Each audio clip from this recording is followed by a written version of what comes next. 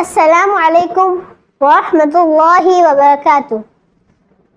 حضور اقدس صلی اللہ علیہ وسلم نے ارشاد فرمایا، المسلم اخو المسلم لا يظلمه ولا يخذله ولا يحقره، التقوى ها هنا، ويشير إلى صدره 3 مرات بحسب امرئ من الشر أن يحقر أخاه المسلم، كل المسلم على المسلم حرام دمه وماله وعرضه۔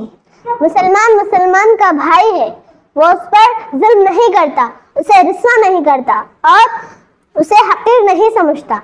آپ صلی اللہ علیہ وسلم نے اپنے سینے کی طرف اشارہ کرتے ہوئے 3 بار فرمایا، تقوی یہاں ہوتا ہے کسی آدمی کے برا ہونے کے لیے یہی کافی ہے کہ وہ اپنے بھائی کو حقیر سمجھے۔